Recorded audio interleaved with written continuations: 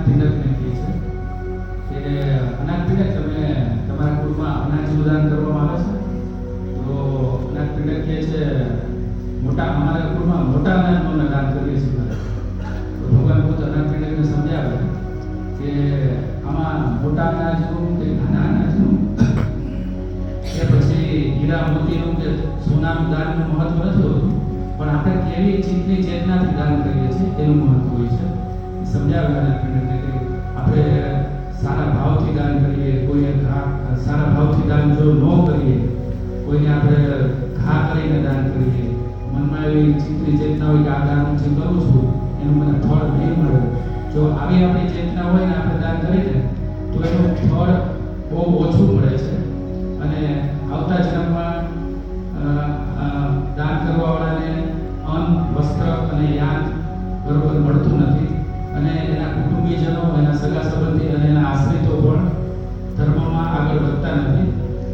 તો અનાથપિંડકને કહે છે કે આપણે કેવી રીતે દાન કરવું જોઈએ? તો ભગવાન બુદ્ધ કહે છે કે આપણે જ્યારે દાન કરીએ આપણી ચિત્તની ચેતના શુદ્ધ હોવી જોઈએ, આપણે રુચિથી દાન કરવું જોઈએ. આપણે આ દાન ફરીને મને ખૂબ જ પુણ્ય આપશે એવું વિચારીને દાન કરવું જોઈએ. આપણે જ્યારે દાન કરીએ ત્યારે આપણે હાથે દાન કરવું જોઈએ, કોઈ પ્રત્યે ધૃણા ન થાય એ પ્રત્યે આપણે દાન કરવું જોઈએ.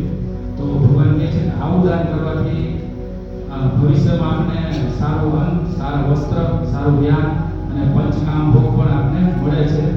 અને આ દાનના પ્રતાપે આપણા સગા સંબંધી, આપણા કુટુંબીજનો અને આપણા નોકર ચાકર પણ આ સાધનામાં આગળ વધે છે અને એને સાધના પ્રત્યે લગાવ રાખે છે. પછી ભગવાન આગળ વેલા બ્રાહ્મણની વાત કહે છે, એ જાતક કથા છે. ભગવાન પોતાના જન્મની જ કથા કહે છે કે એક સમયની અંદર અનાથપિંડક વેલા નામનો બ્રાહ્મણ હતો, અને એટલું મોટું દાન કર્યું હતું કે 84,000 ચાંદીની થાળી એમાં સોનું ભરેલું હોય, 84,000 ચાંદીની થાળી એમાં સોનાની થાળી એમાં ચાંદી ભરેલું હોય, 84,000 કાંસાની થાળી એમાં સોનું ભરેલું હોય, 84,000 હાથી જે પૂરેપૂરા રત્નોથી અલંકાર પહેરાવેલા હોય, 84,000 વ્રત, 84,000 દાસીઓ જેને આખા શરીર ઉપર સોનું પહેરેલું હોય, અને 84,000 ગાયો, એટલા પ્રમાણમાં આ બધી વસ્તુઓનું દાન. અને અન્ન, હીરા, મોતી, માણેક એનો તો કોઈ તૂટો જ નહીં, નદીઓ વહેતી હોય એટલું બધું દાન આ વેલા બ્રાહ્મણે કર્યું હતું. અને એ જમાનામાં કોઈ દાનમાં બાકી નહોતું રહ્યું લેવામાં, અને કોઈને દાન એટલું બધું કર્યું હતું, કોઈ દાન લેવાનું હતું નહીં, એટલું બધું દાન એને કર્યું હતું. તો તું એમ નહીં માનતો અનાથપિંડક કે આ કોઈ બીજો હતો, એ હું જ હતો. એ જન્મમાં હું જ્યારે બોધિસત્વ હતો ત્યારે મેં વેલા નામના બ્રાહ્મણ તરીકે આટલું બધું દાન કર્યું. પછી અનાથપિંડકને ભગવાન બુદ્ધ કહે છે કે આ વેલા બ્રાહ્મણનું આટલું મહાપુણ્ય દાન એની સામે કોઈ પણ મનુષ્ય કે એક શ્રોતાપનને એક સમયનું ભોજન દાન આપે ને, તો આ વેલા બ્રાહ્મણના આટલા મહાદાનથી પણ ઊંચું દાન કહેવાય. પછી પાછા ભગવાન પાછું કહે કે તમે 100 શ્રોતાપનને દાન આપો, ભોજન દાન આપો, અને એક સગદાગામીને દાન આપો. ગામીને આપેલું દાન સૌથી ઉચ્ચતર દાન કહેવાય. ભગવાન આગળ વધે છે કે 100 સગદાગામીને દાન આપો, એક અનાગામીને દાન આપો, તો એ અનાગામીને આપેલું દાન સૌથી ઊંચું દાન કહેવાય છે. પછી પાછા કહે કે 100 અનાગામીને આપો અને એક અનંતને આપો. એવી જ રીતના કહે કે 100 અનંતને આપો, એક તમે એકાકી બુદ્ધને દાન આપો. પછી એમાં આગળ વધે કે તમે 100 એકાકી બુદ્ધને ભોજનનું દાન આપો, અને તમે એક સમ્યક સંબુદ્ધને દાન આપો, દાન આપો, તો એ સર્વશ્રેષ્ઠ દાન કહેવાય. ભગવાન બુદ્ધ એના વખાણ કરે છે. વેલા બ્રાહ્મણે પોતે જ દાન દેવામાં આગળ હતો, અને સંબંધને દાન આપો તો સૌથી ઊંચું. જો આટલું કહીને રહી જાય તો આપણે ખરેખર એમ જ માનવું કે ભગવાન પોતાના વખાણ કરે. પછી પાછો કર બદલે તે બધી આમ ઉપર જતો હોય. હવે કે એક સમ્યક સંબુદ્ધને દાન આપો, અને એક સમ્યક સંબુદ્ધને દાન આપો, અને એના બદલે જો તમે એક બુદ્ધના વિહારમાં દાન આપો, ભિક્ષુ સંઘને દાન આપો, કોઈ એનાથી ઊંચું દાન કહેવાય. પછી આગળ વધતા વધતા એમ કહે કે તમે એક ભોજના ભિક્ષુ સંઘને દાન આપ્યું, એના બદલે 100 ભોજના ભિક્ષુ સંઘને દાન આપ્યું, અને એના બદલામાં જો તમે આજુબાજુના 4 વિહાર કે જે સેન્ટર હોય જ્યાં સાધકો તપતા હોય, જે વિપස්සના થતી હોય, એમાં જો તમે અન્નનું દાન આપો તો એનાથી ઊંચું દાન કહેવાય. પછી એનાથી આગળ વધતા કહે છે કે તમે આ ભિક્ષુ વિહારોમાં દાન આપ્યું, 100 જેટલા વિહારોમાં દાન આપ્યું, એના બદલે જો તમે ત્રિરત્નની શરણમાં જાઓ તો એ સૌથી ઊંચું દાન કહેવાય.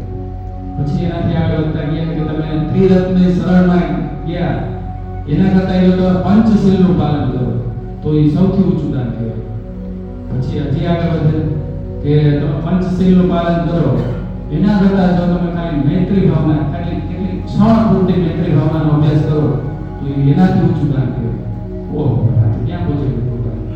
પછી પાછો અનાથપીંડક કે જો તું સમ્યક સંબુદ્ધને દાન આપો, વિહારોમાં દાન આપો, ભગવાન બુદ્ધના શ્રાવકોને દાન આપો, પંચશીલનું પાલન કરો, કે પછી ચૂટકી બજાય એટલી વારમાં તમે મૈત્રી ભાવનો અભ્યાસ કરો, આટલું કરવાનું બધું તમે જો કરો ને તો એનાથી એક મોટું દાન છે. ઓહો, એટલે આનાથી બધું કયું ભગવાન બુદ્ધનું આવી ગયું, આ આવી ગયું. કોઈ કહેશે કઈ દાન છે?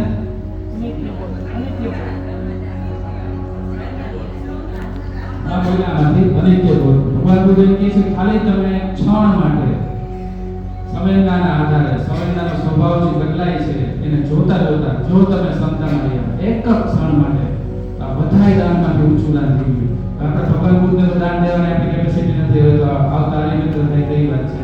સમયને આપણે દાન નથી દેતા, ઘણું બધું આપણે નથી કરતા, પણ આપણે આ 2 દિવસમાં આજે કેટલી બધી ક્ષણ આપણે દાન પુણ્ય કમાણા તો વહેલા બ્રાહ્મણથી ઊંચું દાન આપણે બરોબર હશે કમાણા જઈશું, ઘડીએ કમાણા છે. તો ભગવાન બુદ્ધે આ અનાથપીંડકને કીધું ક્યાં? જેતવન વિહારમાં. કે જેતવન વિહારમાં કીધું જ્યાં અનાથપીંડકે સોનું પાથરીને દાન આપ્યું, અને એ તો શ્રોતા પણ હતો. અનાથપીંડક તો કેવો શ્રોતા પણ હતો. ભગવાન બુદ્ધે ખાલી એમ કીધું આવું સુદત એટલા એના કાનમાં શબ્દ પડે છે તાર રણટંકાર થઈને પોતે શ્રોતા પણ થઈ ગઈ. ભગવાન બુદ્ધને જે જોઈ નથી હોતા ખાલી એવા થઈ ગઈ. એના ભગવાન દાનની વાત કરતા હશે તો મતલબ શું આપણા માટે જ અસર કરે છે. ભવિષ્યમાં આપણે બરોબર હશે કે ભવિષ્યમાં આપણે આ શીખી દાન દેવાનું, અને ભગવાનનામાં 1 ના 10 કરી દે હો દાનમાં. તમે થોડુંક દાન આપો તો તમને આટલું બધું પુણ્ય મળે, અને દાન દેવાથી ફાયદો આપણે જ થાય છે.